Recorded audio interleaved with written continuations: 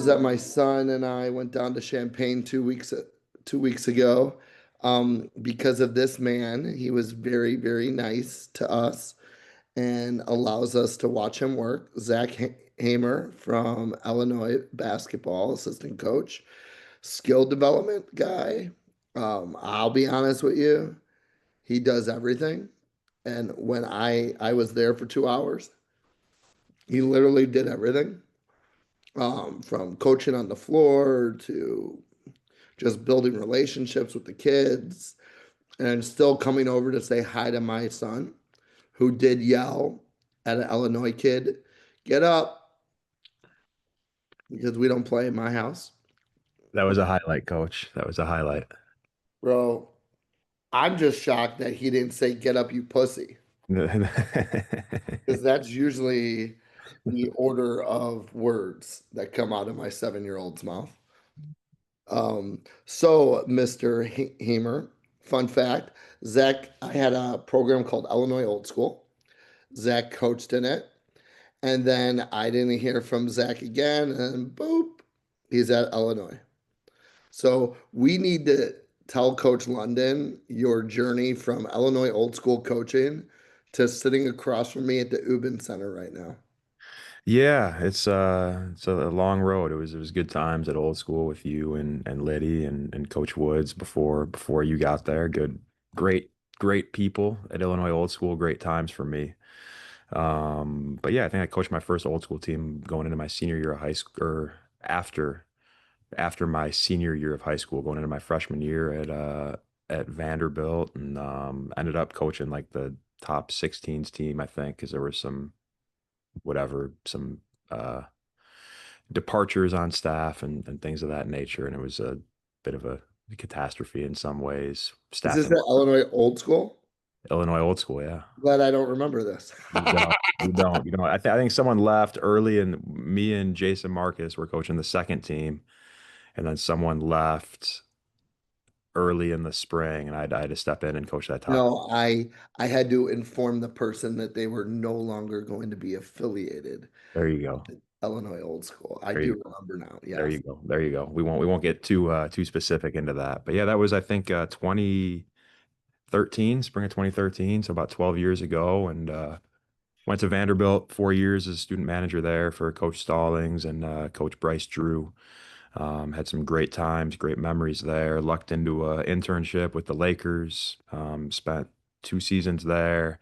Did 2 seasons with the Indiana Fever in the WNBA as their video coordinator. Then got fortunate enough to get hired as video coordinator at Illinois in the spring of 2019. So in June of 2019, and then kind of been here ever since. I've worn a lot of hats and kind of settled into this director of player development, assistant coaching role that you alluded to earlier. Yeah, dude, I gotta be honest. I loved seeing you out there. I loved it. Like, I felt like a proud papa, and you're not even my son. I think my favorite thing about all of it is just watching people I've worked with be successful. Some people hate on it, some people are jealous. It's kind of like a drug for me. I get really excited and like watching you out there and then watching you out on the court directing. My son was like looking at me, he's like, hey, you little bitch, why do you have tears in your eyes? And I said, listen, you little fuck. um but seriously, bro, like, it's so awesome to see you out there. um I mean, you're hand in hand with freaking one of my favorite coaches, Brad Underwood. And what's kind of cool is, and this is me sitting afar, right, with Jonah, is each of the assistant coaches, you guys all have very unique personalities. Like, each one of you is completely different. For sure. And kudos to Underwood, right? I mean, for bringing in, assembling a staff like that. I mean, it was just so, I could just see it, right? Um, let's get into something that has changed in your 5 years over there. And it starts with 3 letters: NIL. Okay. How much do you think it's changed the game the game part. Obviously, the kids are making money and, agents and all that, but do you think it's changed the actual game? Um, no, I don't. I think like I would say I think at lower levels, like it probably and at our level not as much. But like, I think that there's in the back of your mind, it's more the transfer portal than NIL. I actually started before there was a transfer portal here and it was a little Yep. bit different, but you're a little bit worried about retaining players. I think that's always top of mind. I think a decision that some coaches have to make is would we rather have this guy play 15 minutes a game this year and 30 minutes a game next year, or would we rather have him play 22 minutes a game this year and 0 minutes a game for us next year? And I think that that's something that's prevalent at the lower levels of Division One for sure, and it obviously is for us at a different extent. But I think at the end of the day, the goal everyone is going to tell you the goal is to win games and create the best experiences for guys as possible, and like you'll figure the rest out. So I don't think it has changed all that much. I think coaches are uncomfortable with it to some extent because it's different, because it's stuff that they haven't had to deal with in the past. But like these kids want to be pushed. They want to be pushed to be the best versions of themselves. They want to play in a team concept and they want to win. And for us, like I'm very lucky to work for Coach Underwood. Like he has a reputation as being a hard-nosed guy, a guy who's gonna push you to be the best version of yourself, and he does that every day. And like if you're not about that kind of stuff, like you're just not going to choose to come to the University of Illinois. So like we don't try to fight that in recruiting. Like we use that to our advantage to get the type of kids that we think can be a can put together a winning team, a championship team with championship people. I loved him. I mean, maybe because I had a crazy father, but he's another one like Klein Schmidt and Heidkamp that reminds me of my grandpa. And I share this story always. My grandpa had this St. Elmo Steakhouse in Indianapolis, and he was Izzy of Harry and Izzy's. So, one thing about if you ever described my grandpa, the easiest way was Izzy was a man's man, and that's so freaking Brad Underwood. Like, such a man's man. Like, and I go to all these different practices. Everyone has their own unique culture, which is right. But man, did I fucking love his culture. I love that he would lose it and then it would go by. And then he was back coaching. He never like degraded a kid. It was the whole team. And that's such the military background, right? Bro, you're very blessed because No, he sorry to interrupt. I am like I've never met anyone in my life who is more in control of their emotions than Brad Underwood. And like everything that he does is very much calculated towards the betterment of these kids. I think that he gets a little bit of a raw deal in terms of reputation as a guy. He has moments where he's going to be intense during games, of course. good. And I think that he's a guy who loves his players as hard as one that I've ever been around, and really poured into these kids and is just a truth teller. Like that's the best compliment that I can give about someone in this day and age. And like Edward is the ultimate truth teller. And these kids, they need the truth. And a lot of kids come from situations where they don't necessarily, where it's hard to get the truth, right? If you're a top 30 kid in the country, right? If you're a five-star type kid, like there are a lot of people that are going to tell you what you want to hear because they want to be a part of your life. Right. And so the hardest thing is getting those guys accustomed to hearing the truth and hearing what they need to hear versus what they want to hear. And coach just has created such an unbelievable environment to where that is what is prioritized every single day when we walk in the building. I'm gonna go out on a limb here and make a safe bet that players that have bought in and went through the Brad Underwood experience completely, I bet there's not many failures out there. No, and I think it's a testament. You have guys, Coleman Hawkins and Luke Goody, who both graduated and transferred for their final year of college. They were both here for multiple weeks this summer, spending time in our facility with coach, lifting with Coach Fletch, getting workouts with our coaches. Terrence Shannon can be anywhere in the country right now, doing his off-season work, right? 90% of the NBA is in Miami or LA. You know, he was here for 6 weeks this summer in Champaign, Illinois. In Champaign, Illinois, working out, working on his game. Marcus Domask, who was here for 1 year, lived in Champaign for the entire summer. So you know, Io's back once a week over the summer, and is talking about bringing his whole group back for like a training camp in Champaign next summer. So to your point, it is definitely a place that the guys who have been through it revere, and hold very fondly, because of the shared experience for sure. You know who he also reminds me of? Who's that? A little bit of a young Coach London. But he's more, like you said, in control of his emotions. I don't do the yelling and cursing and stuff anymore at all. I mean, listen, first of all, these kids can't handle it. Second, they're not my children. So yeah, I don't do that anymore. But you know what I do do? I put your ass on the bench, Absolutely, the bench is a great teacher. right? Like real. I go, oh, go have a seat. And sometimes I'd be like, go get me a fruit punch Gatorade. You know, but so question for you. What is an Illini basketball player? Describe to me a Fighting Illini basketball player. I throw that jersey on, prestigious jersey too. What is a Fighting Illini basketball player? Yeah, like I think it all starts for us with competitive character. I think that's the word that you hear us talk about in any recruiting meeting more than anything else. You know, like I think competitive character, basketball IQ, positional size are kind of the three things that are most prevalent to us, because those are the types of guys that coach wants to coach, right? Like those are the guys that do well in this program. You think a guy like Io DeSumo, who's a good, not great athlete, has had a ton of success because he's got positional size. He's got the best competitive character of anyone that I've ever been around, and has a strong basketball IQ. So like those are the guys dating back to his time at Stephen F. Austin who have success here. So it's on us to help find guys who have those traits.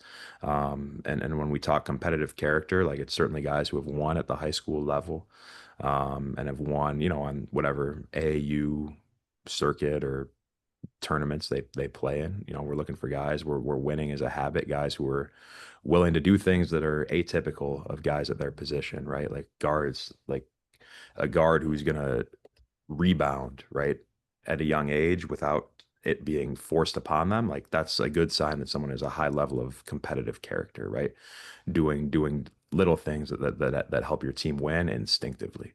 If you display those traits, like you're gonna work out really, really well here. And we've had, have amassed a good amount of success from just compounding guys like that over the years. And they're fun to be around, and they're fun to coach, and they want to learn every single day. So it's like we're at a point where we've established this, and we can be a little bit picky, and like that is ultimately what we are looking for all the time. Zach, when you go to these high school open gyms, um, how many of the kids come up and introduce themselves Good amount. without being told? Yeah, good amount. Good Good. amount. But it's funny, like a couple of the coaches that you mentioned, right?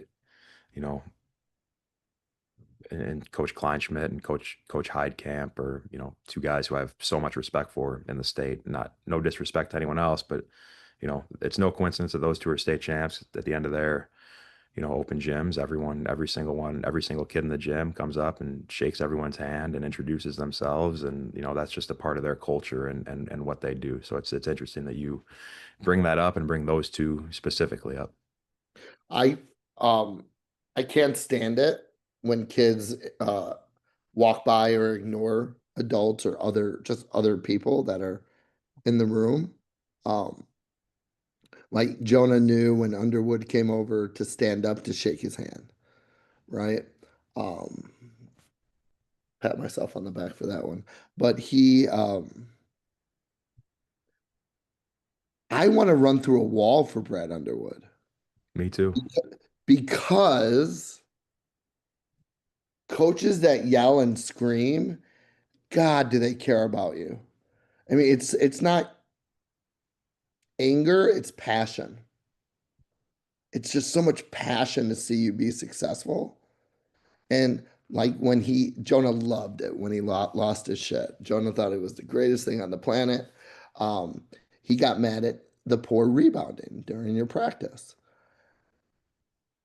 And that was awesome because some people might not have even acknowledged it because it was just part of the flow, right? But it's those things that are going to carry you to the final four or get you eliminated first or second round, right? I mean, no shade to Danny Wolf in Michigan, but if Vlad Golden would have fucking rebounded in the Sweet 16 game, Jonah and I would have had a second game in Atlanta to watch. But instead, we only had one. And it's those little things that Underwood was harping on. And, sometimes people don't understand the importance, but as an adult and as a coach, we see it. So the question is, how do we get that across to kids to value the ball, value the possession, and do all the little things? Yeah, it's a great question, and I mean, we deal with the same stuff here. Like it's helping your best, really everyone understand their role and what their role projects to. Like even guys here who have been star players, I bring up Io a lot. Io, Terrence, we're both first team All-American type players here. Averaged over 20 points a game, and they get onto an NBA roster, and I remember Io's first two summer games, he scored two total points, right? And he ran to the corner, and they were trying to get him used to playing with superstar players, right?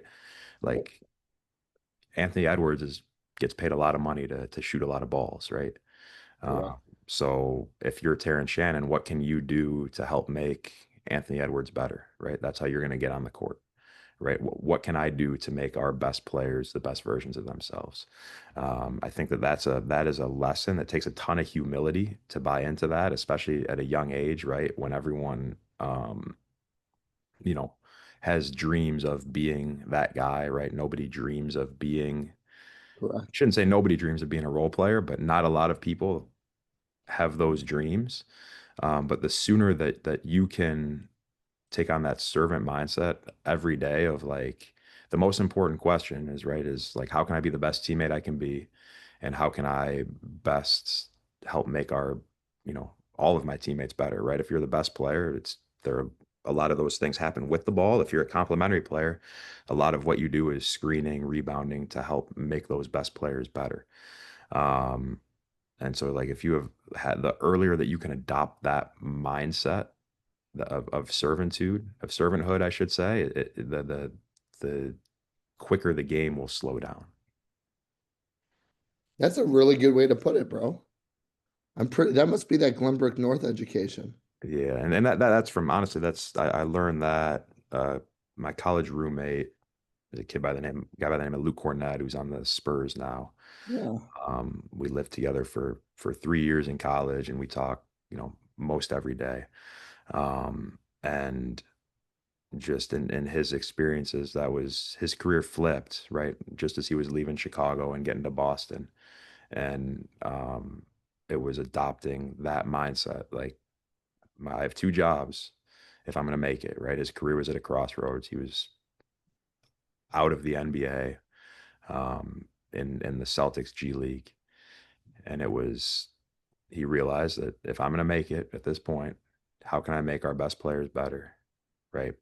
And how can I be the best teammate I can be every day? And so sometimes, you can find stuff online of Luke's wife baking cookies for the team on the last day of the regular season, and like just little things like that you don't even think about just make a big difference for helping team morale and helping everyone be their best, right? Just having that positive attitude and being someone who truly cares about the people around them is like such an underrated and under-taught skill in a culture right now that is probably a little bit more me first than it ever has been. I love how you talk about um, servitude. I truly believe in when you do that, the world comes back to you in a positive way. Um, yeah, someone else talked about that too. It's weird because I've never heard that. Oh, Will Ray from Northridge. Sure. Um, Legend. bro, I was sitting here yesterday like this. Um, so when you go to these AAU events, right? Yep. Live periods, whatever you want to call it. Do you guys go to non-shoe events? We do. We definitely do. We definitely do. I have spent time at a lot of events over the years. You know, we have a freshman this year who played on the recruit look circuit. Um, Okay. who we saw there, who we think is going to be better than what was expected. And then we have a Are you incoming talking about newcomer. Blake? No, Blake was Under Armour kid. Keaton Wagler, Okay. um, out of Kansas City, was from played out for Victor Williams, Okay. who is like one of the all time great AAU coaches. You and Vic would get along really well. Your kind of guy, but he's anyway. Yeah, in short, yes. Do you deal with kids ghosting you? Um, Not so much. Not so much. I would imagine I've heard from friends at lower levels that that's something that happens a decent amount. I'm lucky to have this eye on my shirt. Yes. Yes. Carries a lot of weight. Yes. I had a kid say, well, why would I respond? I'm not a Division III player. And I Right. looked at him dead in the eye. I'm like, you're a Division III player. Like unless the coaches have contacted you and reached out and made a connection, you're a Division III player, man.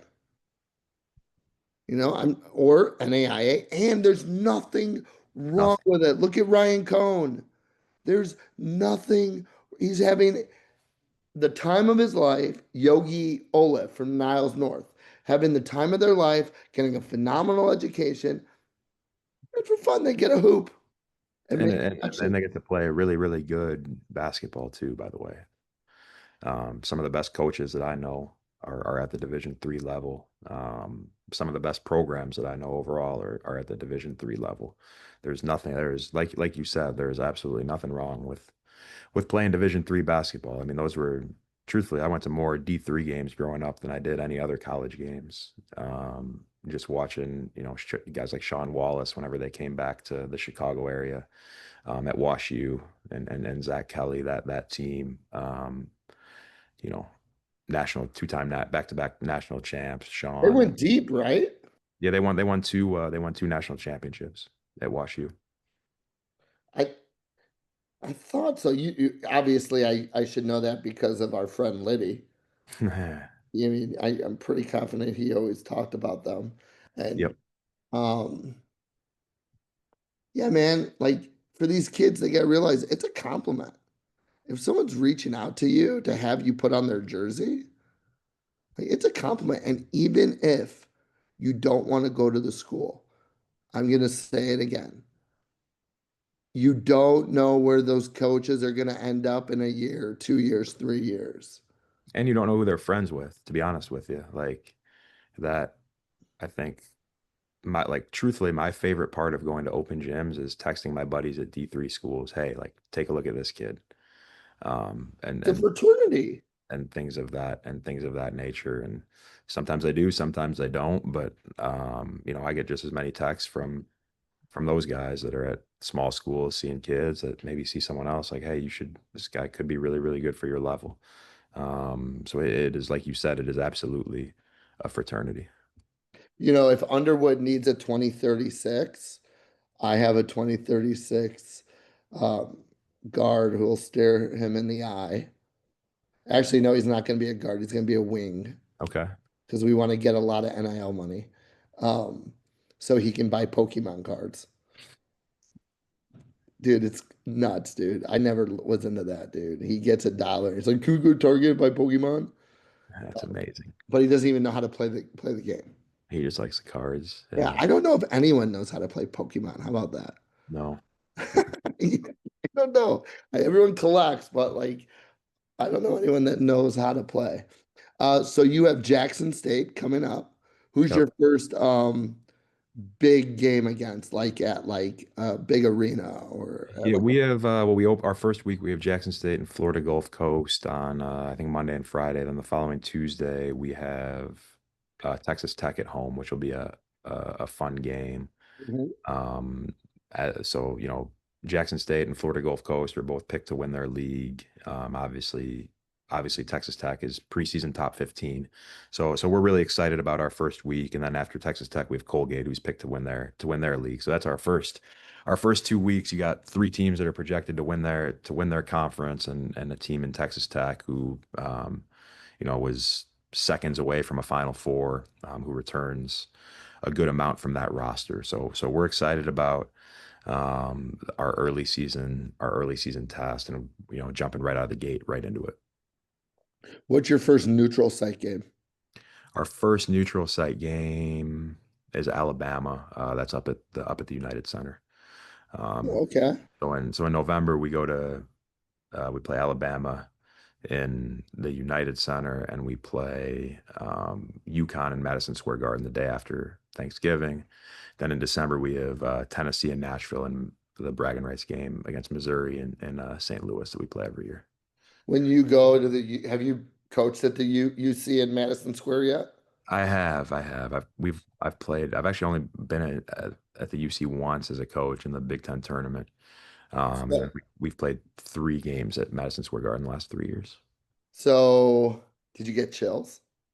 Yeah, for sure. For sure. Oh my Like I God. said, for me, the UC, it was crazy. Like growing up, going to, Bulls. I went to, I think for me, they weren't the best teams, but Kirk Heinrich and Ben Gordon and that group leading right into Derrick Rose, obviously, as I was getting a little bit older. I spent a lot of time in the United Center up in the 300 section, so it was a little bit different being on the court. And we lost a heartbreaker to Penn State for the third time that season, and that was disappointing. But so I would like to, and then we'll go back to the United Center for the Big Ten tournament this year. I I would get chills. Just I wouldn't be starstruck, but I'd get chills because of my journey, you Sure. know, building and building and building and building. Kind of like with the pods. The pod started off with like just some players and then a few high school coaches and now college coaches, right? Um, yeah, man, that's so I would need to get to Madison Square like 20 minutes earlier than everyone else just to sit in the locker room and take it in. Yeah. No, it's I mean, so much history. special place. It's a special place, and I've been lucky to coach a lot of really cool places. The Boston Garden as well was Oh, we had played Sweet 16 and Elite Eight there a couple of years back, and that was so awesome. about as special as I can remember. And that was our first second weekend and coach's tenure here, so that was also that was something that we were working really really hard towards, and just Has he? He's been there 10 seasons? this is his ninth year. Yeah. Oh, okay. Yeah. So Great hire. it was such a special place, and it was crazy because I think it was the NCAA tournament, so the tip times are all jacked up. I think Yeah. we had the second game of the session. We played Iowa State in the Sweet 16. I think we tipped off at about 10:34 local time, PM. So it's just the amount of waiting around and anticipation all day, was a lot to deal with, but that was as fun of a game as I've been a part of. And then obviously like the Big Ten has such great venues across the board. Every game is a sellout. Um, and then I'm very excited. We play Penn State at the Palestra this year in Philadelphia. So they play one home game at the Palestra, and that's our game this year. So we're very very excited for that one. All right. Besides State Farm Center, what's your favorite arena? I mean, Favorite? Like you just love being there. Yeah, I love being at the Chrysler Center up in Michigan. That was cool. Yeah, and I have a lot of bad memories in every other arena, but we haven't lost there since I've been here, so I think that that has to be number That'll one. help. So, but I mean, there are such good venues like Assembly Hall in Indiana, Mackey, Michigan State. You know, for us, like Northwestern's always a really fun game just because there's the students, the Northwestern students are crazy. But the middle, right there on both baselines, the middle of the arena's, you know, it's probably 50-50 or 60-40 Northwestern fans versus Illinois fans. So it's a really good environment, a really good atmosphere. Um, it's just every basket is mayhem for both teams. And they hate us, so those are always fun. And we've lost their back-to-back years and really good games. I'm gonna put you on the spot. Who do you think since 2019 your favorite player is to come out of Champaign? Whew, I don't know if I don't know if I can answer that one. Come on. Yeah, I'm I so gotta sick and tired of all of you. I gotta be political on that. I'm sorry. We've had All right, a lot of guys who have, give you know, me three. I would say like three guys who have made huge contributions to this program that probably don't get enough love are Demonte Williams, Andres Feliz, and Trent Frazier. You know, Okay. uh, Demonte was a, you know, Demonte and Trent were both here for 5 years. Their freshman year was Coach Underwood's first year in the program, and they kind of saw this thing get built and were huge cornerstones of the culture that we've had here.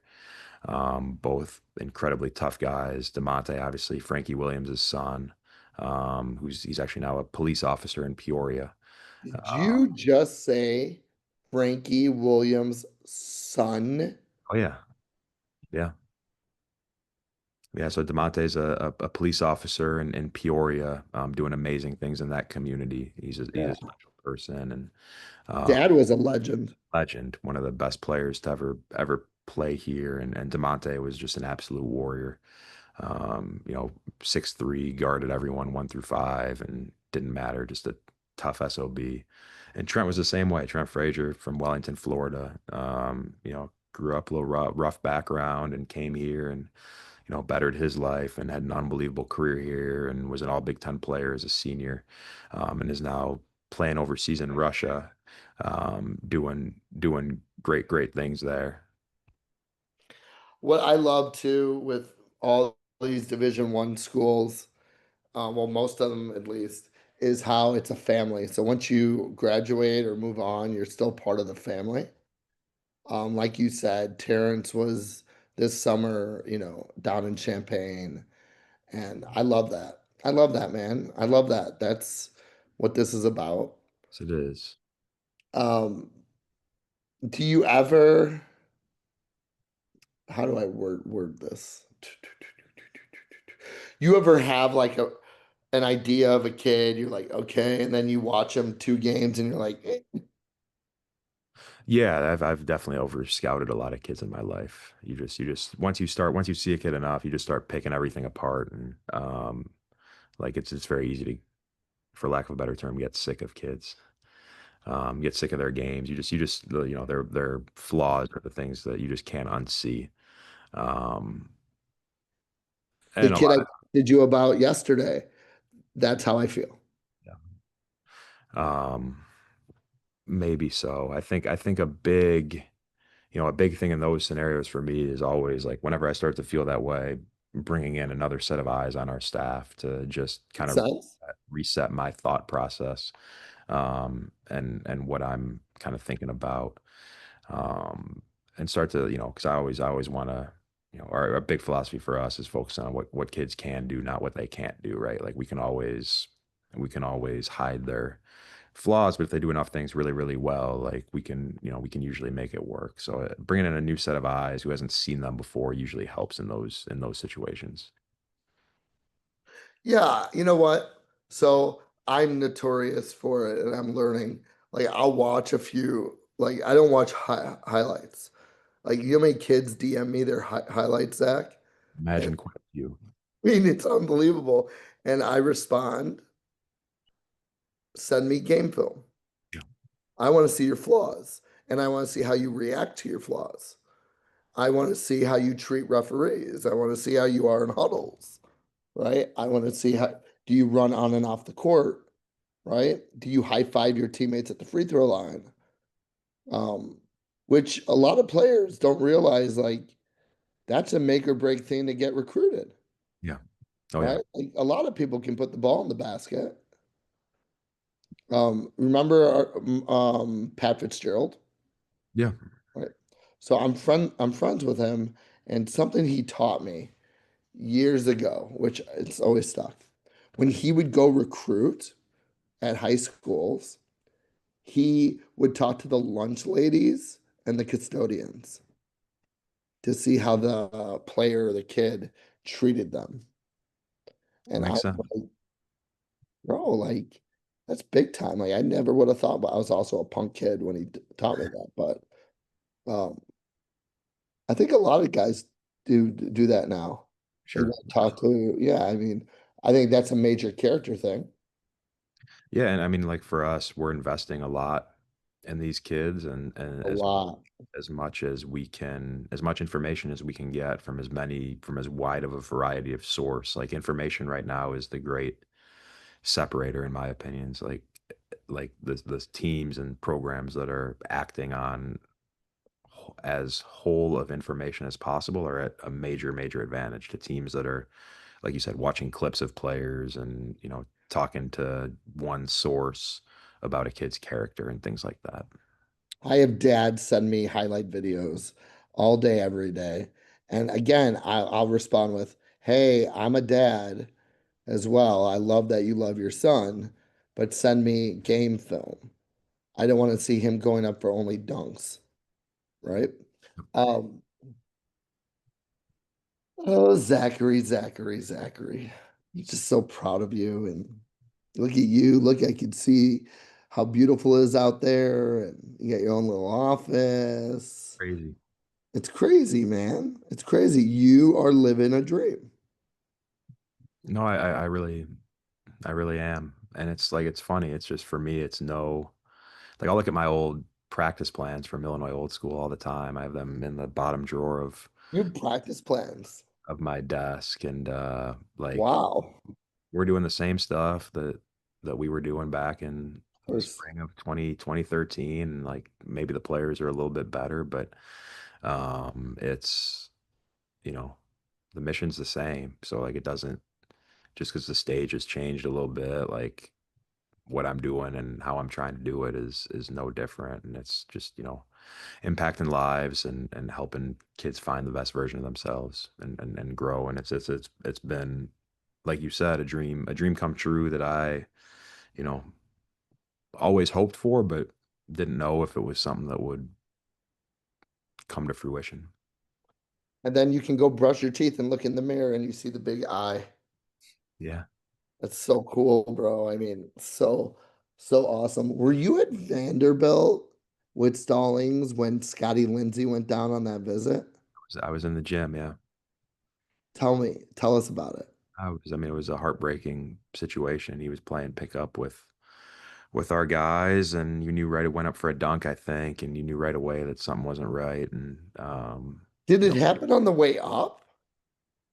That's what someone told. That's what Wood said, that he jumped up and it happened. yeah, no, I think that's what it was. It was on the takeoff, um, and it was pretty clear right away that something wasn't right. And I think that Woods and I talk all the time about it, but he couldn't go to Vanderbilt after that, no matter what. Just too much bad juju. And then he got the last laugh though, because they beat us in the NCAA tournament for their first ever NCAA tournament win. Was I think Scotty's junior year over the Commodores. So um, really proud of Scotty. He's had an unbelievable career. Had a great career at Northwestern. Great human being. Great family.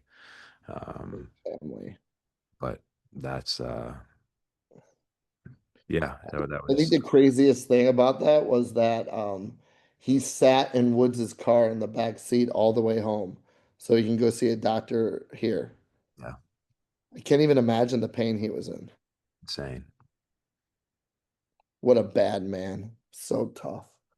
Um, Zachary, question for you. In 90 years, when you move on and you're in heaven with the basketball gods, okay? How do you want people to remember Zach Hamer? That's a great question. I just think as long as I'm known as someone who poured everything I had into where I was at any given time, like that's the only thing that I can control, and that's all that I really am gonna focus on, and I don't get too caught up in legacy or impact. Like my job is to pour everything I have into this program, into the kids in our program, and into the kids that we're trying to bring into our program and the alums of our program, and that's all that I can control, and I don't try to look too far beyond that. Speaking of alum, you see who I had on last night? Lucas Johnson, I saw that. I saw that. Yeah, he was awesome.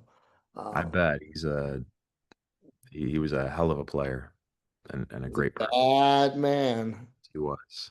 He was a bad man. Hey, before we leave, I need you to do me a favor and tell these kids what a daily schedule is during the season, non-game day.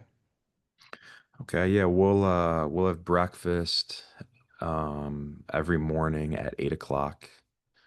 At 8 o'clock as a team, and that's honestly for a lot of guys, that's the hardest part of their day is eating what they need to eat and fueling their bodies in the manner to make the gains that they need to make. Um, After breakfast, we'll have a lift at 8:30 every single day. We'll be on the court at 9, off the court around 11 o'clock, done with practice. Guys will go to class, from noon to 4, some combination of class, academic advisor meeting, academic coaching, um, specific class tutoring as well from 12 to 4 or 5 most times. And then, everyone at some point in the afternoon or evening will come back and get an additional workout, or lift in, get their recovery, their treatment in. Most of our guys have massage every single day in the afternoon, which is huge. And then they'll spend some time and, take a nap in the hyperbaric oxygen chamber and get their shots up, later in the day. And yeah, it's a full day every day for sure. And then do it all over again. But the big part, we place a huge emphasis on nutrition and recovery. So that's why we start with breakfast. Then obviously we'll have shake and lunch after practice as well. Try to provide as much nutrition as we can and make sure that that's as monitored as possible. I need that nutrition plan. You don't trust me. I think for me, gaining weight's the easiest thing in the world here.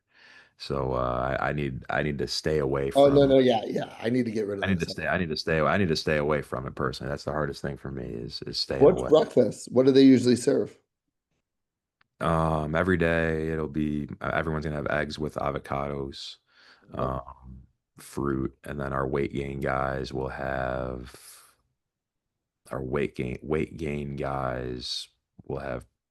pancakes every morning. A lot of them Nutella or chocolate chip pancakes that I have made a promise to myself I will not eat, but they look delicious. But the guys that have to eat them every day don't like them very much. Then we'll have bacon and tater tots, and not tater tots, potatoes. Yeah. But it's all good stuff. Yeah, man. You got to put the right fuel in the Ferrari. Yeah, that's what our strength coach, Coach Fletch, always says. You're not going to put any. You're not putting unleaded gas into a Ferrari. So it's 100%. it's it's for us. It's all whole source foods and, eating the right quantities at the right times, and helping our guys get educated in what that looks like, so they can do that on their own is a major point of emphasis for us. All right, brother. Well, that was 50 minutes of pure fun.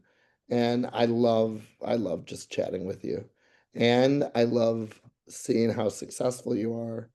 And You've been there for, this will be your sixth year, Seventh, yeah. seventh. I can't wait to see where you are in 7 more years. Hopefully you remember me and Jonah. Um, he'll be a 5 star, so if you want to talk to us, I'll need a Venmo.